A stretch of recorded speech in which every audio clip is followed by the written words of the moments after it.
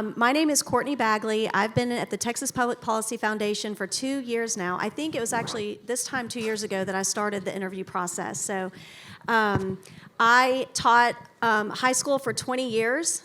I worked on several campaigns here at the Texas Public Policy Foundation.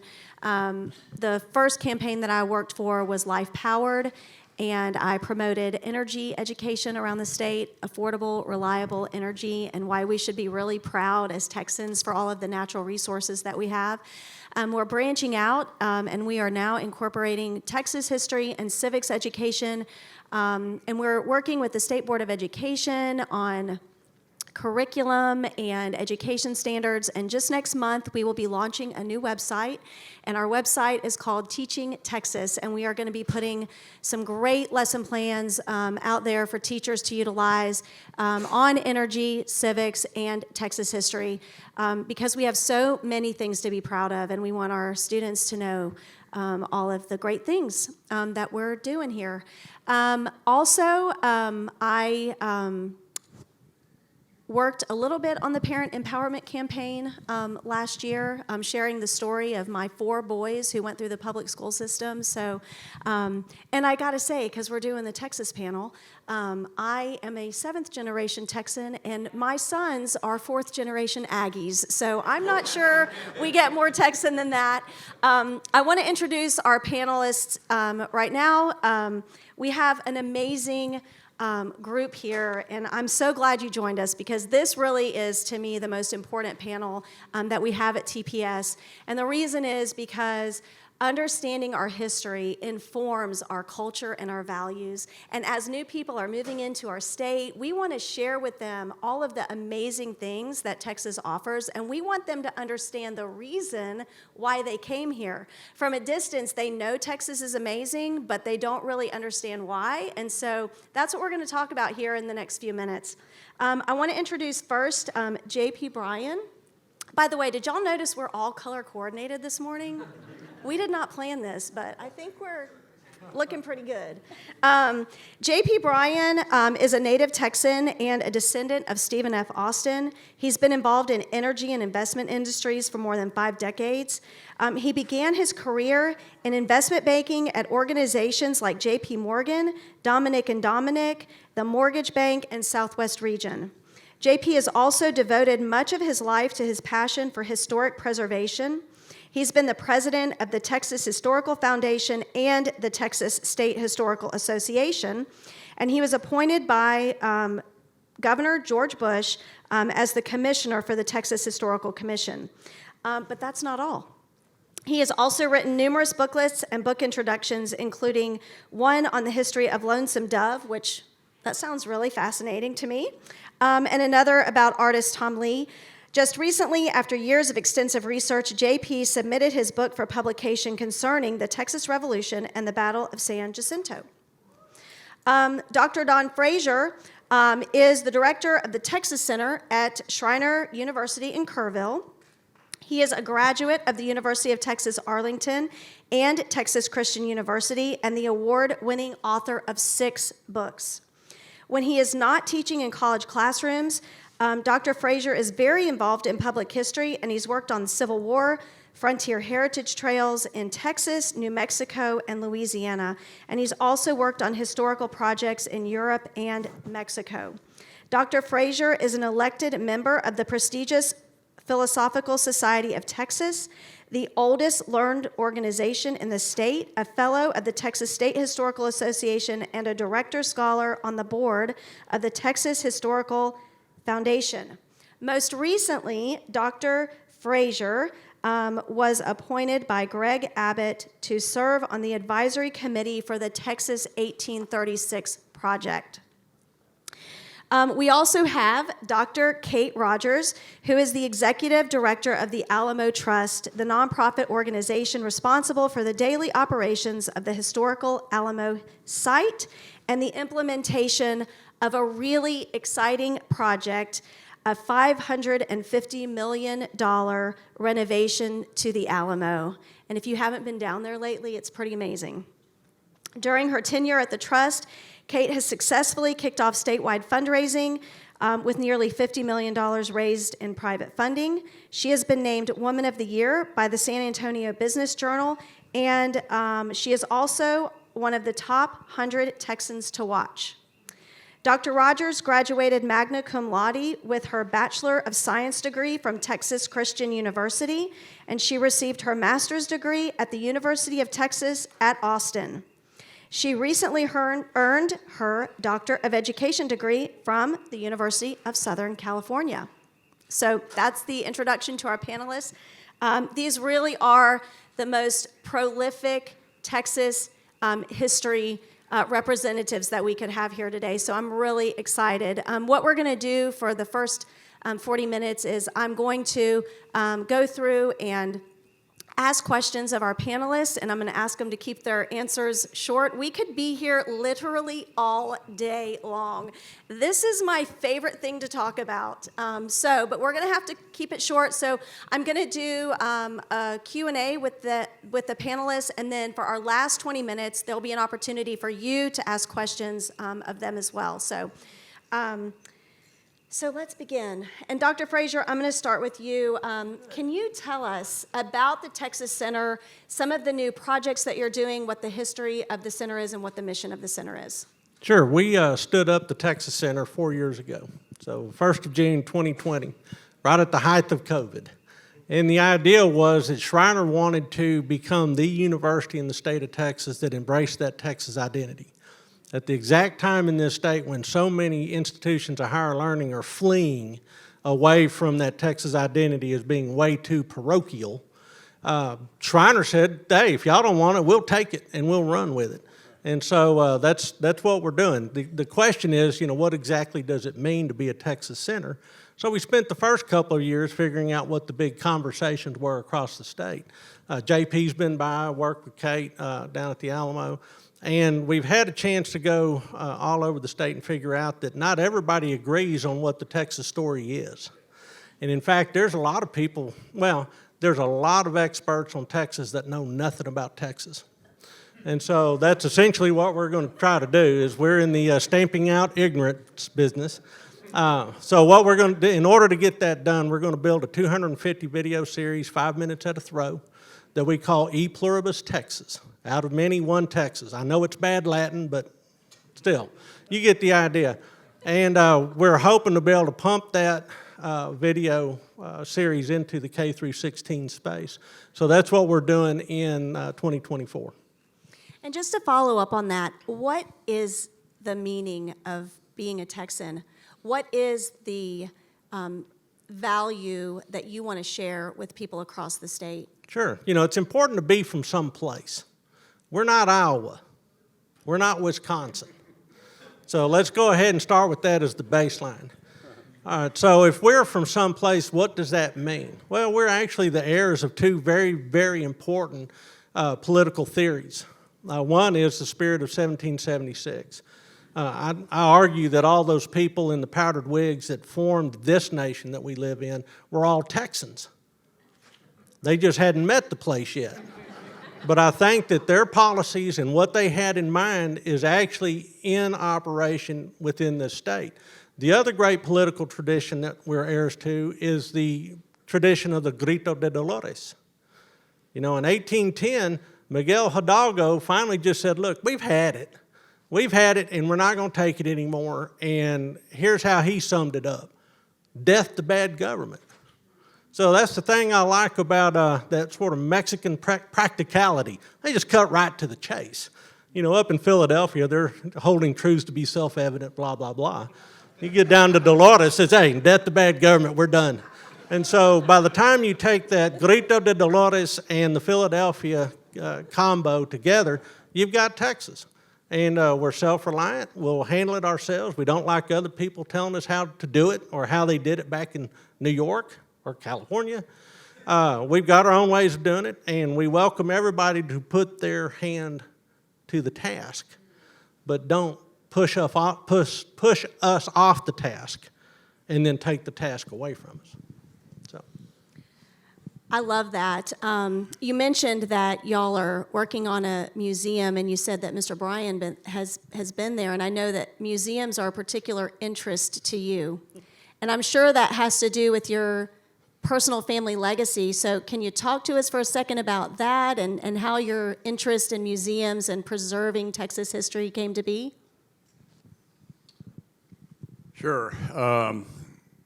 So first of all, thank you, Don, for that introduction and all of you for being here today to hear about our history. But yeah, my interest in having a museum came from my infatuation with the history of the great state of Texas, and especially the Western settlement and the role Texas played in that. If you look at the settlement of the West, on that landscape over a period of about 400 years, the history played out, and that place is like none other in all human time. It actually, people ask the question, well, where is the West? The West starts at the 98th parallel, which runs right through the Cotton Bowl in Dallas, Texas.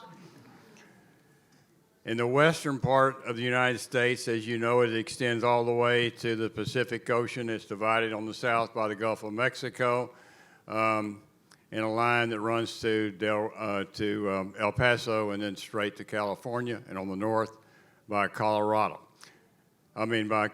And think about this. After 700 years of western migration from Europe to the East Coast, for the first time when those settlers emerged on the 98th parallel, they beheld in front of them these incredible long and short grass prairies, punctuated by some of the most beautiful mountains in the world.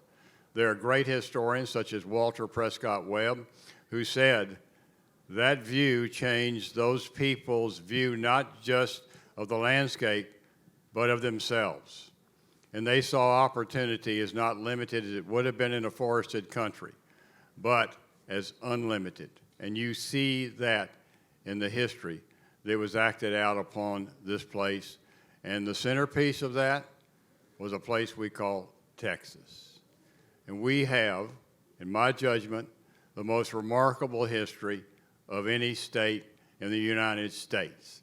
And we live in the greatest country in the world, in the greatest state in that country, and it is endowed by the freedoms that came from our Constitution, the Declaration of Independence, and our Bill of Rights. And it proved once and for all in the western part of this United States that those documents could travel. From 1820 to 1920, under the foundational freedoms embedded in those documents, the western part of the United States produced the fourth largest GNP in the world. And it proved that small government and big people, what they could accomplish without government regulation or oversight. And what we have done in this country and in this state is endow our citizens with the greatest freedoms of any nation in the world. And I will tell you that that history that exemplifies or expresses what we accomplished is now under attack. And we need to stand up for it, because that history should be a source of inspiration and a source for righteous conduct by all our people. And those people that say Texas history isn't inspiring, then I tell them, you know what? You need to find another job. You know, Mr. O'Brien, when you're telling that story, I'm thinking about the people that came here back in the 1800s. You know, some of them literally pushing their carts and walking to Texas from places like Mississippi.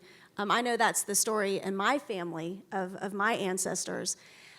It was a hard life, and you had to be committed to something in order to stay here and to build a life here.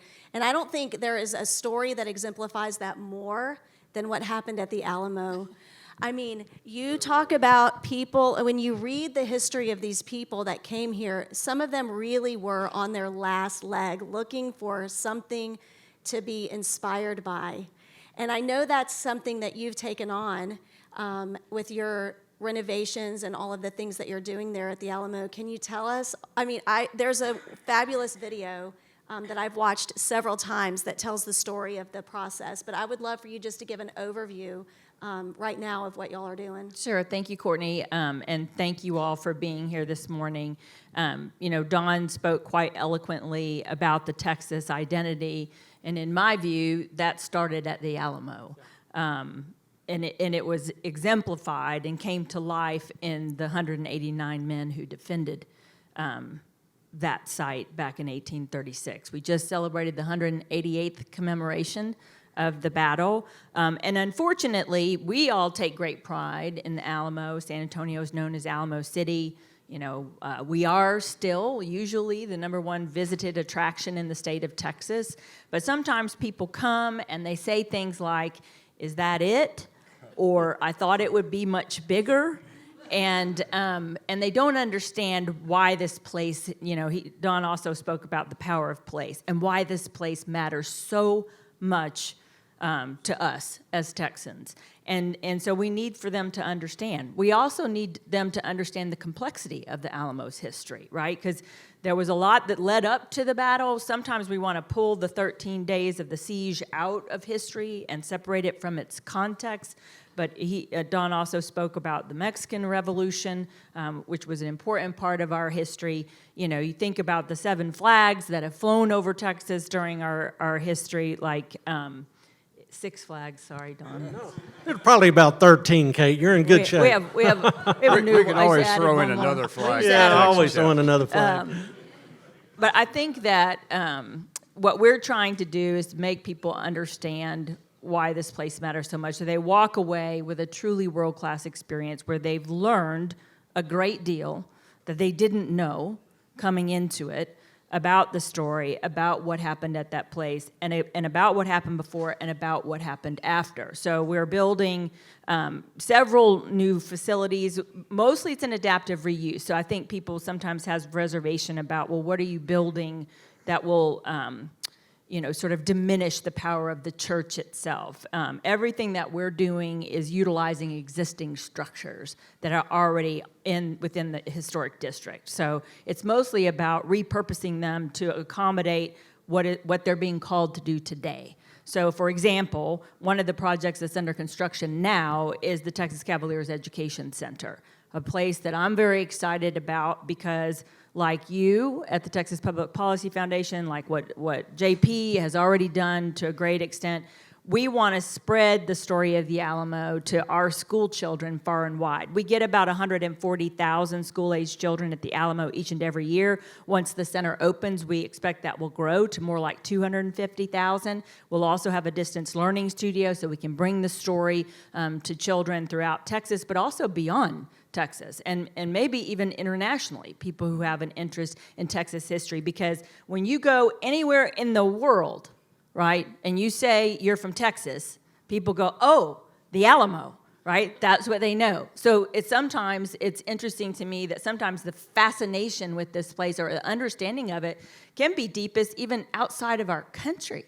And so we have work to do to make people understand and appreciate why it matters so much. And as JP said, we have an obligation to protect that heritage. Yeah.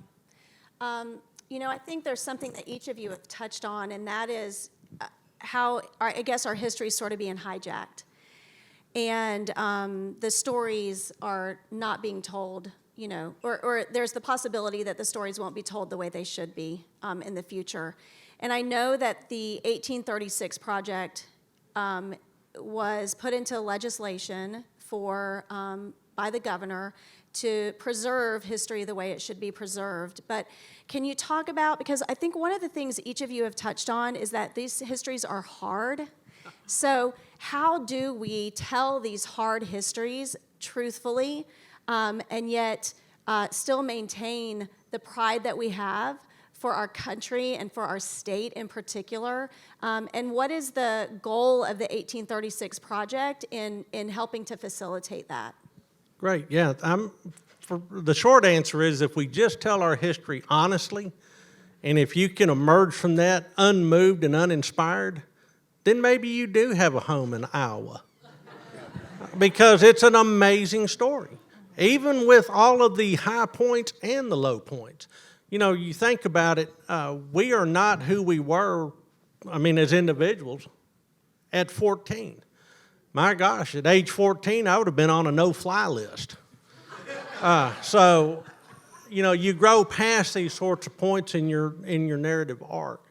But the fact that the government of this state decided that it was important enough that this was finally getting to a kind of a crisis point, or certainly an inflection point, that we needed a law passed that would form a committee to talk about the Texas identity, the Texas story, broadly across the entire state, I think is telling. Because, frankly, many of our flagship institutions and our leading organizations have failed in that task. And, you know, you think about all the publicly supported institutions in this state, and then all of a sudden you think about what the messaging is that's coming from those publicly supported institutions, and it's kind of staggering. And the idea is that, you know, if we're going to actually reach some sort of consensus, we don't all have to agree, but we kind of need to agree that there is this story that's worth knowing. And so the 1836 committee is really just about that, and being able to amplify things like what's going on at the Alamo, what's going on at the Bryan Museum in Galveston, what's going on with the TSHA, what's going on at the African American Museum of Dallas. I can tell you from driving all over this state, and it's a really big state, newsflash. Next time I form the Texas Center, I'm going to form the Rhode Island Center. You know, it's much more compact story. But what I can tell you is that people in Borger and Amarillo don't know what's going on in Brownsville and McAllen. People in Jefferson have no idea where El Paso is. On their map, it just says Terra Incognita. So something that is kind of binding all that together and trying to build at least some sort of agreement. Hey, we're all lucky to be here. Now, you can take whatever variation off of that thesis that you want, but let's all agree that Texas has a very optimistic story. It's not all doom and gloom. It's not all a long litany of our crimes. This is actually a great human saga that should be an inspiration for the entire rest of the nation. So if we get it right in Texas, the United States will be better off. If the United States is better off, the whole world will be better off.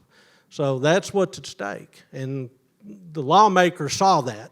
And so now it's our job to get out there in and amongst the folks and see what's going on. We report to the governor every other year, kind of what we found. We invite people to come testify to the committee so we can hear it from their own voices, what they're up to. And ultimately, we'll be the guys that know just about more than anybody else in the state what's going on in every corner of this state when it comes to telling the Texas story. It's a big task. And Dr. Rogers, y'all have taken on the hard history at the Alamo with the renovation at the Woolworth building. Can you tell us about that? Well, Don knows this because he's got a front row seat for a lot of the things that go on at the Alamo. And the truth is the battle rages on, right?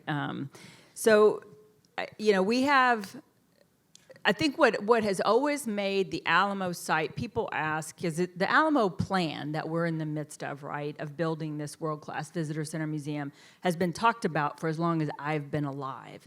And people frequently ask me, which is a long time, so people frequently ask me, why has this never been able to get done?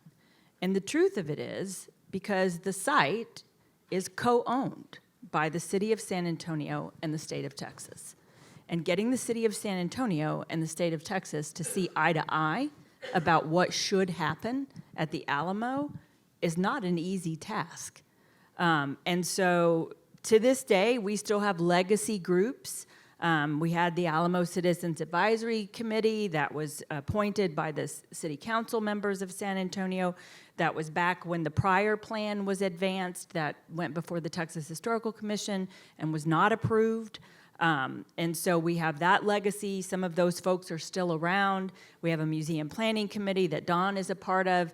And we do our best to listen. We really do, and to understand the multiple perspectives that people have. But Dawn said it best, at the end of the day, there is one history. There are not versions of history, right? There are things that happened that we know they happened because of primary source documentation.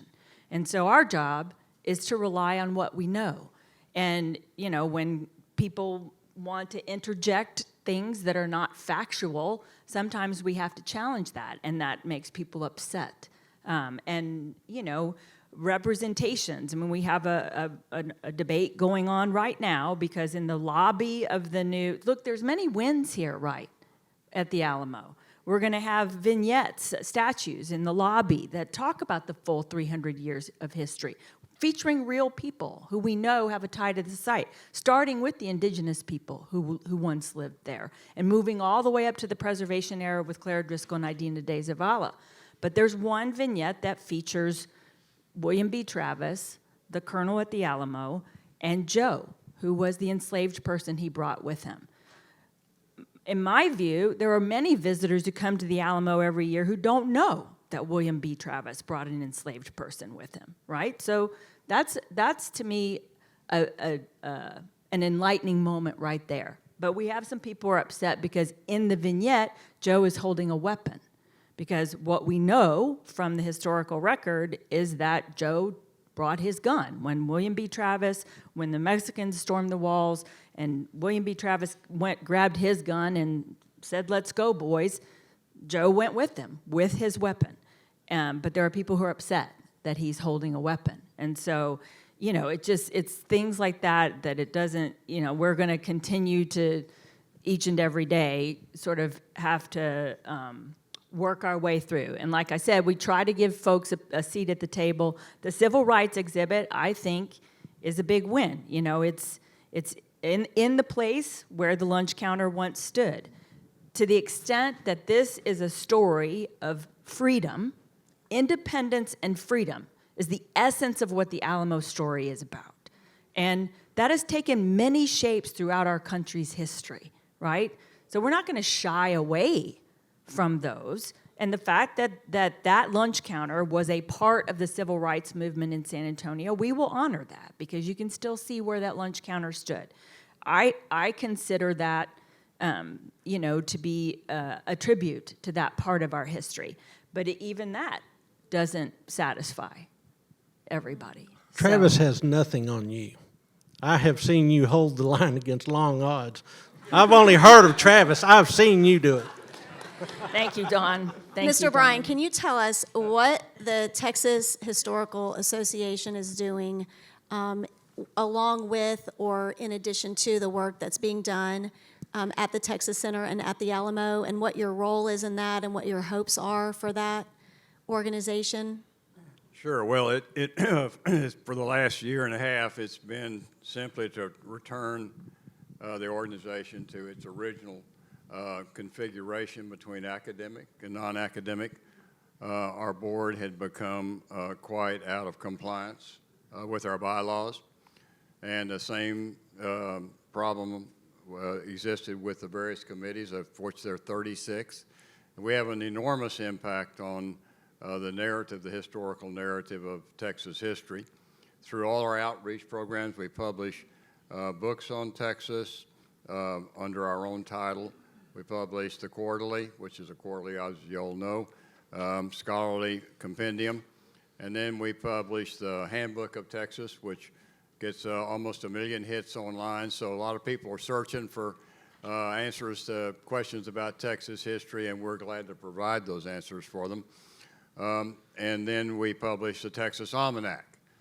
And plus, we sponsor Texas History Day, which I think is one of our most seminal and important outreaches because it touches 70,000 children across the state of Texas who participate. and learn history and learn why our history is important and why they should be proud to be Texans. And then they come to Austin and participate in the finals.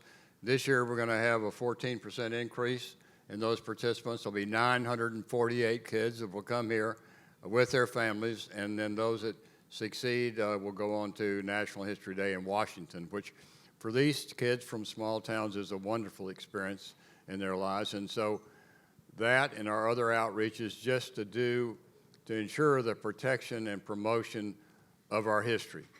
Because the thing that is worrisome to me is who's going to be telling our stories in the future. And if you look at the academic community today and look at the history departments across this country, not just in our own state, but the history departments, if we can use the terms conservative and liberal, are dominated by a more liberal narrative. As a matter of fact, it's almost impossible to find a conservative in most of our major history departments today. So unfortunately, who's going to tell the stories that will result in that honest debate between both ideas? We need to hear from both sides of the spectrum, but we have to have that debate so that we can come up with the truth. And that is what we all should be seeking, not some distortion of the truth to make a point or a preconceived notion or a conclusion we don't want to arrive at after the fact. You can read a lot of these narratives. You don't even need to see it or read it. You know what the conclusion is going to be because of who wrote it. They already know the answer they want, and it's not always the truthful answer. And it's not the answer that really commemorates and memorializes, but also involves a natural inquiry and critique that should go with any historical evaluation. We're not trying to promote somebody that doesn't deserve the accolades, but you tell me from your own experience, who in this room is perfect? We all have our flaws, but the question is, what did we do heroic in our lives that are important that other people should gain inspiration from that? It could be just one event, but it could be mostly a lifetime of having lived in a way that's inspiring. And that's the message we need to get to children today. We have a museum. We started it mainly to talk about the settlement of the West in Texas and its role in that. And it's a great story, but we realized that what we were missing, we weren't educating the children. So we've now transformed ourselves into an educational institution trying to reach these children. Because if you ask a group of children to come to visit you and it's in a history environment, ask them, what do you think of history? In unison, they'll say, it is boring. So that's what we have to overcome. And we have to overcome it by showing them that there's interest in, and importantly, from history, you can learn and live your life. You don't have to make the mistakes. You can learn it from history. Or you can live and learn. You can just go on and live your life, ignore history, and suffer from all the mistakes and miss the opportunities. We have got to get that message to children. History is being diminished at every institution in the United States today because of STEM. But history sits on the top, in my judgment, of all the other educational disciplines because it's the only one, let's say, that will allow you to examine your own profession, whether it be a lawyer or a doctor, and see how you could be a better lawyer or doctor. It won't make you one, but I assure you it'll make you a better one.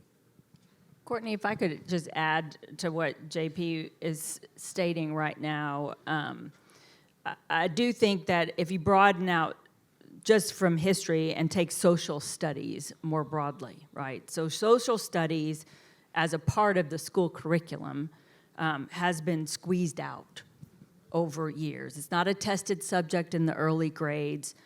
Even when you get into middle school, frequently you'll find teachers who have no background in the topic they're teaching, be that Texas history or U.S. history, because it's not a requirement. So it's a huge challenge, and by its very nature, when social studies was first created as a subject in the schools, it was supposed to be the place where children learned how to be participants in a democracy. So the fact that it's being squeezed out, it is definitely concerning. And we share JP's passion, and that's what we hope to do inside the Ed Center at the Alamo. We're gonna work with children as young as 3 and 4, early learners, to begin to build historical thinking skills in small children, to get them interested in learning about the past, because it begins with igniting a curiosity for how we got here. And I think that, you know, we may be biased, JP and I, that museums are sometimes uniquely positioned, because it can be more exciting than sitting in a classroom or reading a textbook, to actually come and see where these things happen.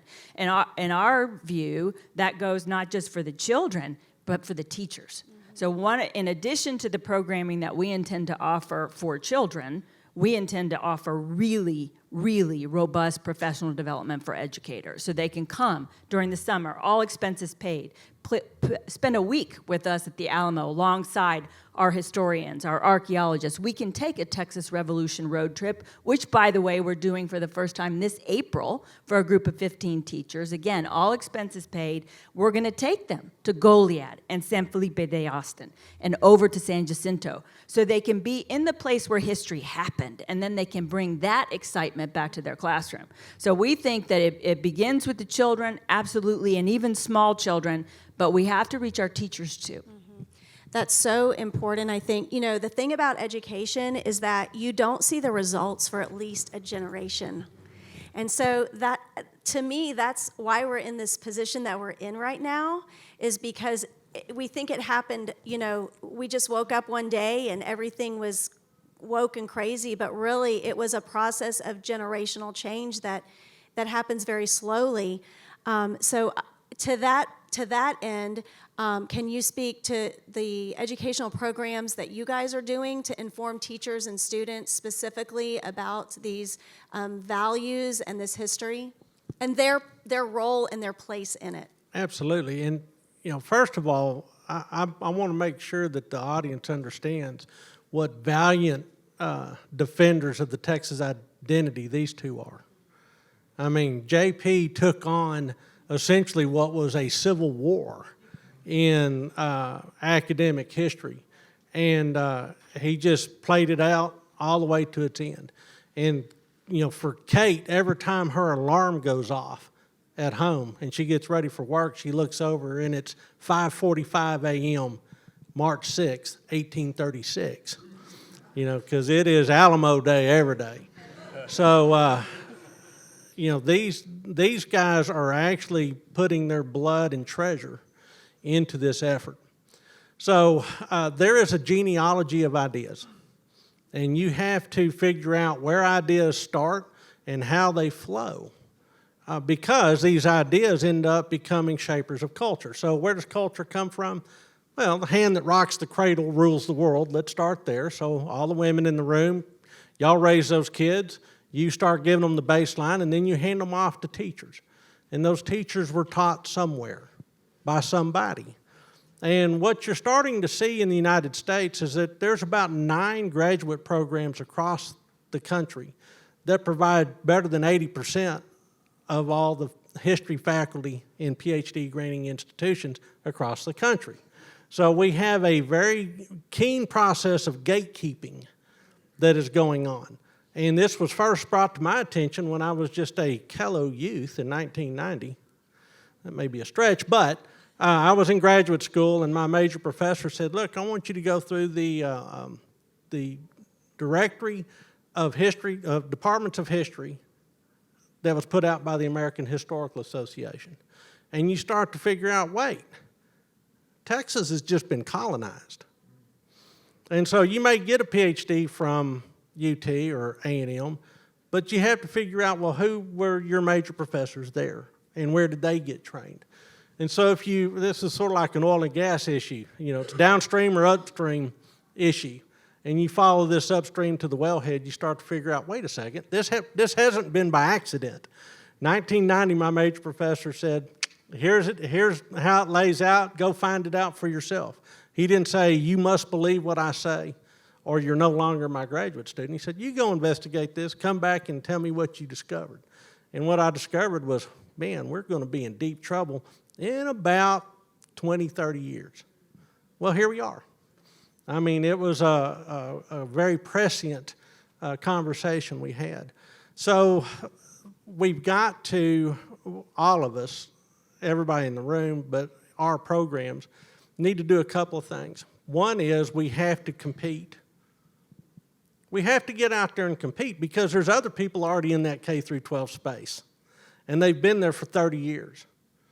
And you're going to have to go in there and you're going to have to pry them out the hard way. This is trench warfare. And you're going to have to go trench by trench, dugout by dugout, and you're going to have to burn them out. And that's just what you got to do. Now, you're not going to always be successful. And you know what? I'm not always going to be right. My wife reminds me of that routinely. So even though that is the reality, we have to engage. We have sat on the sidelines. We've been on the sidelines for way too long. And as a result, while we were out, making our mortgages and having kids and raising families and having careers, there has been this steady march. And it's not make-believe. You can go and figure it out for yourself. The other thing that we have to do, the second point to that, is it helps if we cooperate and coordinate. The resources are too precious. Your donor resources, your philanthropy out there that's supporting Texas history education is too precious to have a whole lot of redundancy or things that clash and collide. So part of what I'm hoping to accomplish with the 1836 project is to actually let everybody else in the state know what everybody else in the state is doing.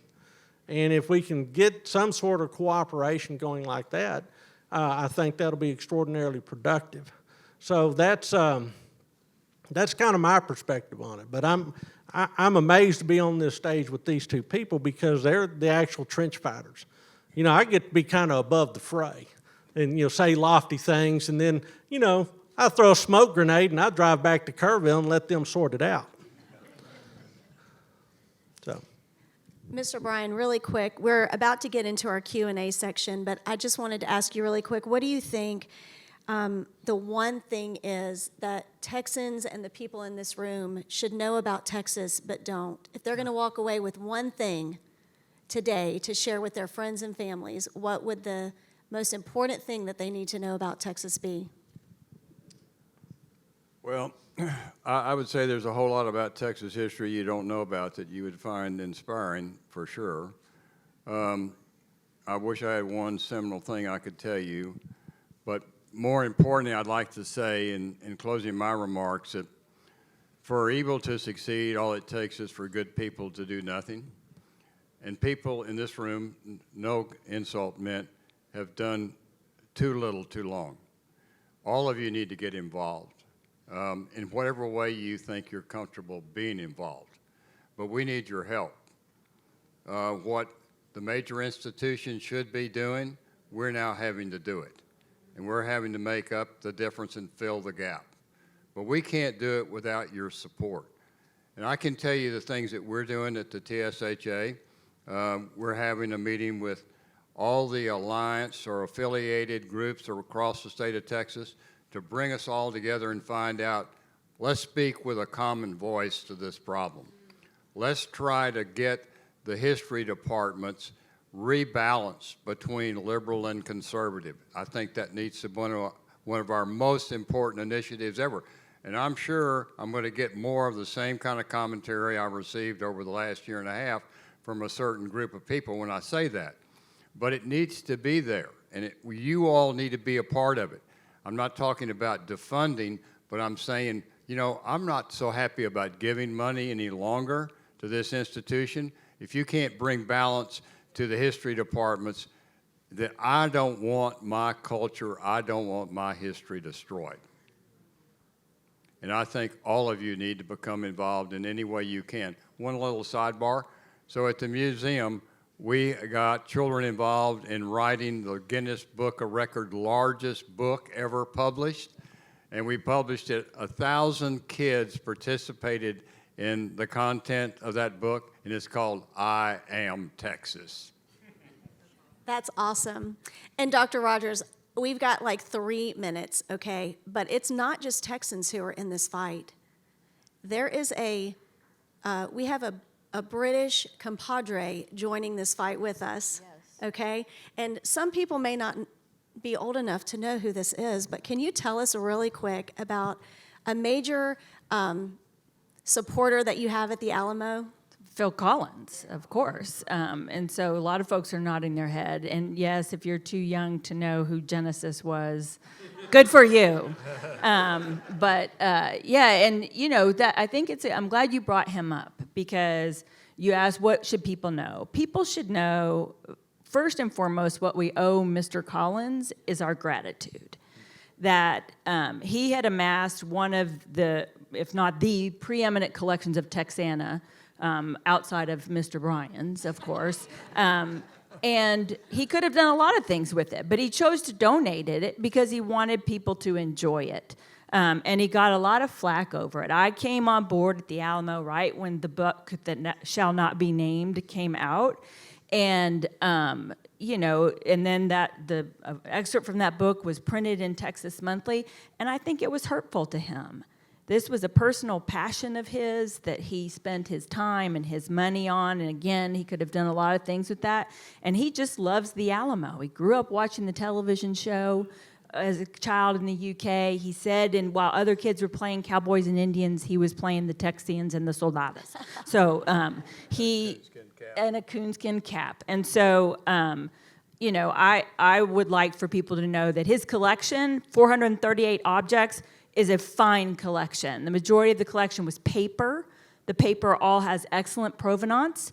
There were a few items that were attributed to specific individuals that cannot exactly be proven. It doesn't mean that it wasn't a musket or a bag of the type that would have been used during the Texas Revolution. It just means we can't say it was Steve Smith's bag. So, you know, I think it's unfortunate that people blew that out of proportion. Yeah, they did.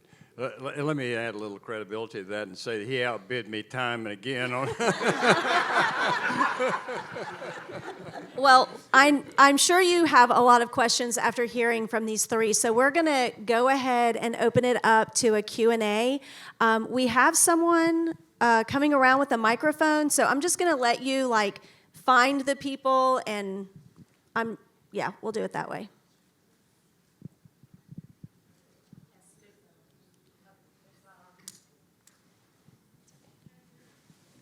Good morning. Thank you. Native Houstonian, live in San Antonio. Took my children to the Alamo last week for spring break. So How was it? We didn't go inside. I wanted them to see this. It was a little crowded and they're a little bit young, but I did take them to the IMAX, which was, I was like, we can't walk into this building. We got to set the stage. We got to set the story. And it's held the test of time pretty good, pretty well. I was reading, can you lead me through who has the authority for the books that are carried in some of our state historical site bookshops? I think there was a lengthy article that came out. There was some, I was just surprised at some of the titles that were carried there. It didn't seem congruous with trying to preserve our Texas history, and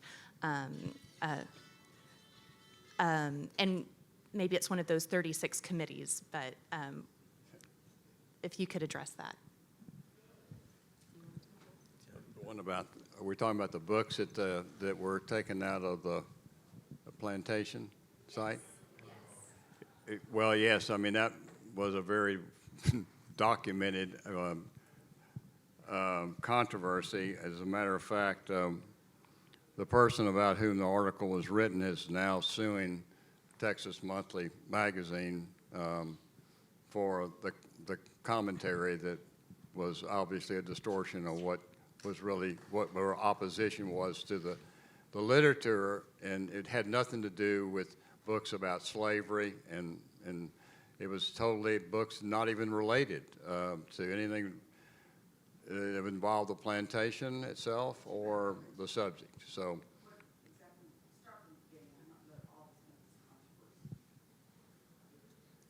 well, all right, so the whole controversy, and I don't mean to walk over you, JP, but it had to do with a couple of plantation-related historic sites managed by THC. And what you run into a lot of times at historic sites all over the country is you look at the bookshelves and you're going, why are these books here? Now, in these particular historic sites, it dealt with the African-American story in Texas. But that literature is not as robust as it needs to be, frankly. And there were some sort of fill-in books. Well, I think there's a fundamental issue, too. Who's your book buyer? And a lot of times the book buyer is a 24-year-old fresh grad from fill in the blank. And they don't know what any of these books are about. And we're kind of getting into a post-literate age here.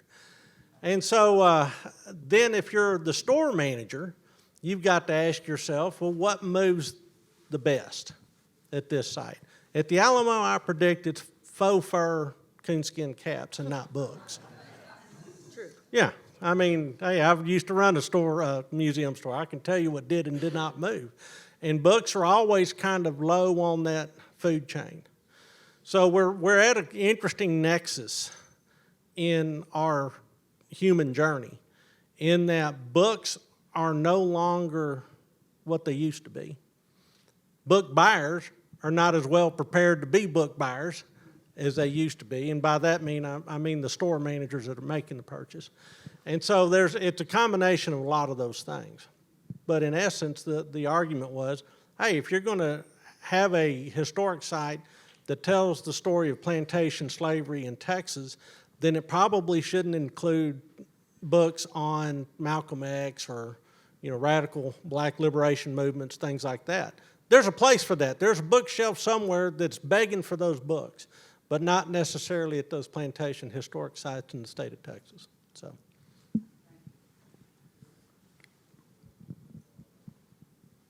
Understand what you're talking about. We need to, as citizens, to get this information. It seems to me that, I don't know if it would have to be through State Board of Education or where this would come from, but just 1 year or half a year of history in our high schools is not enough. I think if we had history, say from the 6th grade through the 12th grade, Texas history for Texas, to go through the history there, and then after that, we have an idea of where we need to go for more history. But I think we're failing our students from elementary through high school on all history. And I think that's a good starting point. It used to be, but like you're saying, things are being changed so much, we're giving up on history, which is what the American citizens really need, I think. Do y'all have any way of knowing how to get that into schools? Well, the State Board of Education we do have Texas history, both in the elementary grades and in the middle school. It would be something for you to contact your State Board of Education member about. They did undertake revision of the social studies standards a couple of years ago, and it was a train wreck. And so they decided at that time to put it off. They took on other education standards, and they will be coming back to it sooner rather than later. They have not said with House Bill 1605 what the order is going to be for the next set of standards to be updated, but social studies is definitely on the radar. It would be something to talk to your state board member about, and also, TEA does have email lists so that when these things are coming up and there are meetings happening, that people can go and testify in support of things like what you're talking about. So there's definitely a way to be engaged, and the state board members welcome engagement. They are volunteers. They have no staff, and a lot of times the things that are happening with the state board are happening just because they're sliding through the cracks, because these are all people with full-time jobs. And so any support that you would offer them, they would be more than welcome to take. I am confident of that. I don't know if y'all want to say anything else to that. I quickly, what we're doing at TSHA, since we started this a year and a half ago when I arrived with the help of the staff, we're expanding our junior historian movement at every school that we can across the state of Texas. We'd like to see one at least in every county in the state, but they're wonderful because from 7th grade on through your high school experience, you're in the junior historian chapter that it goes out and examines places of historic interest across the state. You learn more about history. It's an ongoing education, and we do the same thing at the college level in the Web Society movement, so we're expanding those. At our museum, we're now sending exhibits out, traveling exhibits across the state to school districts. Our third exhibit's getting ready to go out next. It's going to be about Tejanos in Texas, and I was asked, could I tell everybody about Texas history that you probably don't know? Well, you probably don't know what you ought to know about the Tejano contribution to the Texas Revolution. We wouldn't have won without them. Just that simple. 9 of them died in the Alamo, never discussed. Wonder why? Because they were heroic figures. They weren't victims. They participated in the entire engagement from the very first battle of the Texas Revolution to the last one, and they came proportionally much greater than their population would have ever suggested. And but for Juan Seguin, we'd have never kicked Cost out of the Alamo in 1835. Just that simple. I think the other thing that I would mention as it relates to the SBOE is that sometimes, your point is well taken, which is, you know, you can't learn world history in 1 year in high school like that, and a teacher can't teach world history in 1 year in high school. That's impossible. So sometimes I think we get really myopic. We're looking at, well, how many times is this person mentioned in the textbook? And we're missing the forest for the trees, which is if you want students to come out of their K-12 experience with a much deeper understanding of human history and where they came from, it's going to have to be much more pervasive than what it is today. It's just impossible. It's like turning an oil tanker, too. I mean, it's a very wide radius, so. Howdy, how are you over here? My wife and I were privileged to host a Texas Independence Day party, which was a big success, I think. And half the people there were non-natives. They didn't even know what we were celebrating. We told them. But the number one question I got after I told them about our history was what book they should read. They wanted a book recommendation, so I'd like to ask the panel, including the moderator, for your favorite Texas book. It could be your own. This is a good opportunity to pitch your own book if you're working on one. But I told him Fehrenbach, I told him McMurtry, but I would love your opinion on your favorite Texas book. I'm looking to JP for this one. I'm not going to touch that one. I got, there are just so many different books depending on if it's a biography of somebody or a battle or whatever. Fehrenbach, I think for this the person that's getting their first book on Texas, I'd recommend his book Lone Star. I think it's a good beginning reader on Texas history for sure. And the most recent is a big doorstopper by Steve Harrigan called Big Wonderful Thing. Yeah. And he's a novelist. It's 545 pages though, so you got, on 80-pound, cotton It's also available on content rag Audible, though, sheets, if too, you'd rather so- listen to it in your car. Yeah, you that's can do that. exactly how I did it as I'm traveling all across the state and listening to Steve. But it's a great, elegantly written book. But it's a lot. and we're engaged in a new way to learn Texas history. It's called audio, and it's an app you'll put on your car, and as you drive through a town, it'll give you the history of all kinds of things involving that community. It's going to be a wonderful application. I would suggest all of you go online and figure out how to get your membership, because it's going to be a wonderful way to learn Texas history while you're driving across the state. My favorite book is the Texas Travel Guide, because I take my kids on road trips every summer across Texas, and we visit every cemetery. I took them and we stood at the grave of Sam Houston, and I said, boys, we're standing 6 feet away from Sam Houston. And they were like, Mom, he's dead. But the Texas Travel Guide is amazing, and because every little town in Texas has something to offer people who travel through, and it's just, I mean, it's amazing, and we just check them off the list, and we go to every region. So that's my recommendation. The other one that I would offer is Three Roads to the Alamo. So, and the reason I bring that book up is because I think JP said it best, which is the men inside the Alamo were not perfect. And scholarship has advanced over time. And I think Three Roads offers a very candid view of the big three, right? Bowie, Travis, and Crockett. And their strengths, their flaws as humans, but doesn't diminish their contribution to history. And I think that's kind of where we are in our country, that we can't, presentism is a very dangerous thing, applying today's values to men who lived 200 years ago. They were men of their time, and that's the reason I like that book. It's dishonest. It is it is. dishonest. It's just flat dishonest. Well, it makes them more interesting, too. I mean, because they're more realistic. You can identify with them. Oh, by the way, I would strongly recommend that you get a copy of the Almanac. Comes out every 2 years. I mean, it's got all kinds of information on almost everything Texas you can imagine. So it's a good book to have around just for reference. I'm not sure I should bring this up, but I'm kind of curious. There was a lot of controversy with all the Alamo reimagination and I'm sorry, I don't know what you're talking about. Well, is it just me? The cenotaph and all that stuff. The Castro say that brothers. word. I'm just going to call them out. Are we past that now? Yes, ma'am. All We right. are. I mean, yes, so much so that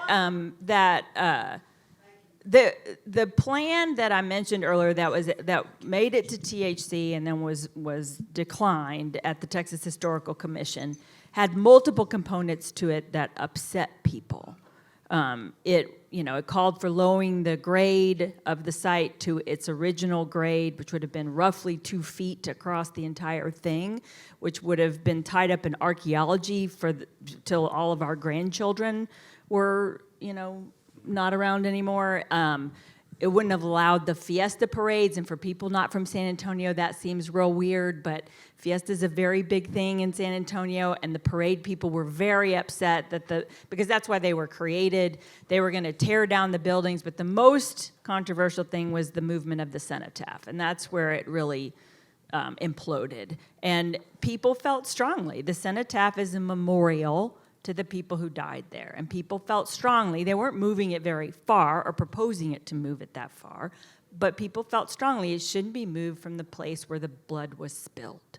Now, I'm not saying that there's not still, like I said earlier, there's still people who get upset about this little thing or that little thing. But broadly speaking, I mean, if you came to the Alamo tomorrow, you would see that we are on our way. There's construction everywhere, and while that's painful, it'll be worth it in the long run. And we're restoring a sense of reverence and respect to the site. Ultimately, that's what we're doing. No more cars honking their horns in front of the Alamo and all that stuff. We've Okay. got about, we've got about 5 minutes. Let me just say one quick thing about the job this woman's done. I mean, I have watched the opposition, and I saw the original effort and was on that committee. Brilliant. I mean, to have the diplomatic skills it took to get all this resolved appropriately is amazing. And the benefit to Texans is going to go on forever. I mean, people come from all over the world to go to the Alamo. And they come to Texas to go to the Alamo. And I will assure you the experience that they're going to get when you finish that project is going to be nothing but amazing. And it's going to make a lot of people that are trying to sort of change the vernacular around our history, it's going to be an embarrassment to them in terms of the quality of what's on display there. I think we have time for 1 or 2 more questions. Are there any resources for parents or teachers to know which books are telling the truth. You know, we've grown up for a long time that people my age don't even look at history the way the young people do because they haven't heard that. And where is the truth to be found? You know, what can a parent or a teacher do to make sure that they are not saying the wrong things? I'll throw myself on the grenade to save the squad. So ultimately, this is all about civic virtue. Ultimately, you know, everybody in here has agency, and they have to have a discerning mind about what rings true, what does not ring true. So there is no sort of single clearinghouse where you can go and say, oh, that's a green checkmark book as opposed to a red X book.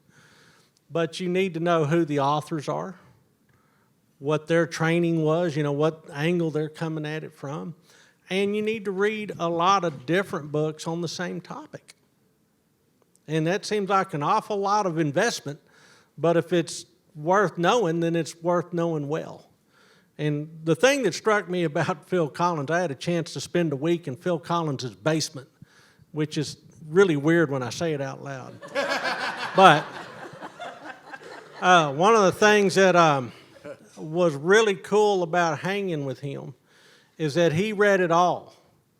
The good, the bad, the indifferent, the factual, the counterfactual.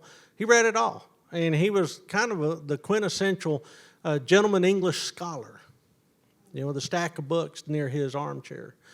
And unfortunately, knowing stuff and getting to historical truth requires an investment of time and energy. History doesn't fit on a bumper sticker. But increasingly, we are a bumper sticker society.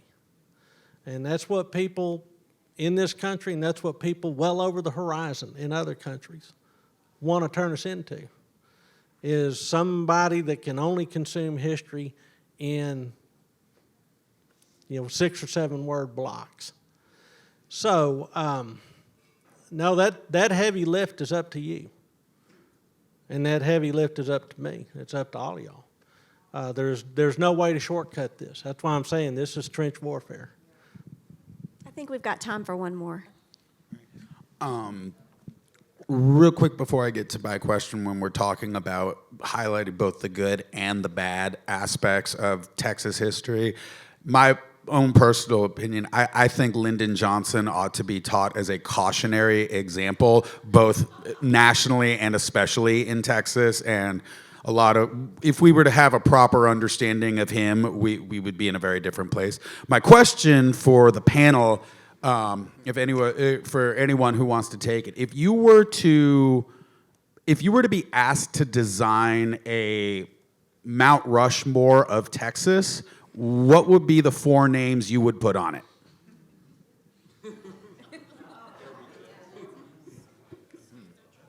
We've already heard some fangirl votes for Sam Houston up here. I would definitely put the Dr. Pepper on the...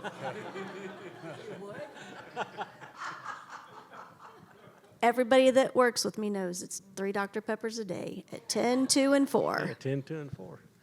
I think that there's probably a pantheon of Texas heroes. And a lot of different places have tried to do that. I mean, there's a pantheon of Italian heroes in Florence, for instance. What I have discovered from writing 250 5-minute scripts is that you're going to need a bigger mountain. Rushmore ain't going to handle it. So if you could find somebody that would sell you the entire Delaware range out in West Texas, you might be able to get them all on there. But the true heroes of this state are you guys. I mean, it's the character that you guys bring into the fight every day. Sam Houston is a representative sample. You know, so are other people. You know, so is Barbara Jordan. In his own way, LBJ. I mean, you don't have to like them all. But they all had this one sort of unifying spirit that was Texan. And as a result, I think that everybody gets to carve their name on that imaginary Texas Mount Rushmore. You know, Borglum tried to do a Mount Rushmore in Texas on the Rio Grande. Oh, right. Yeah, right at the mouth of Borquillas Canyon. He came, stayed at the Gage Hotel, and went down there with all his complement and tried to figure out whose picture there or whose monument, whose face was going to be on the monument. But you know, the thing about Texas I find amazing, there's so many more stories left to be told. There's so many invisible heroes that made our history. It's such an incredible tapestry that we can't just turn this over to just one vernacular. There are many different kinds of inspiring and interesting stories that need to be told about Texas. And I just hope all of you will go out and encourage to see that happens, and let's do our best to protect and promote the greatest history of any state in the Union. Thank Dr. you. Rogers, is there something you wanted to say? I'll give you the final word. The only thing I was going to say is I agree with JP wholeheartedly. If I was going to do a Mount Rushmore, I'd pick 4 or 5 people you never heard of, but contributed significantly to our history. And that's what we're committed to doing, which is bringing forward the stories of people who made a huge impact. And JP mentioned the Tejanos inside the Alamo, right? Toribio Lozoya was the only Alamo defender who was born there and died there. But most folks have no idea who that is. Clara Driscoll. We wouldn't have an Alamo if it wasn't for Clara Driscoll, and a lot of people don't know her impact on Texas history. So I'd pick 4 people you never heard of, and that's who I'd put up there. Because I think what JP said is the best. History is a lifelong journey. You know, I learned something new every day at the Alamo, which is what makes it so much fun to get to work there, something I didn't know. And I think the best we could do for our students, to go back to the question that you asked, and us as citizens, is to get people curious and wanting and desiring to know more and to learn more so that they become students of history for their entire lives. Well, I just want to thank you so much. I enjoyed so much preparing for this, watching all of your videos, reading all of your articles, and they have a ton of information online, each and every one of these panelists, so I'd encourage you to go and look them up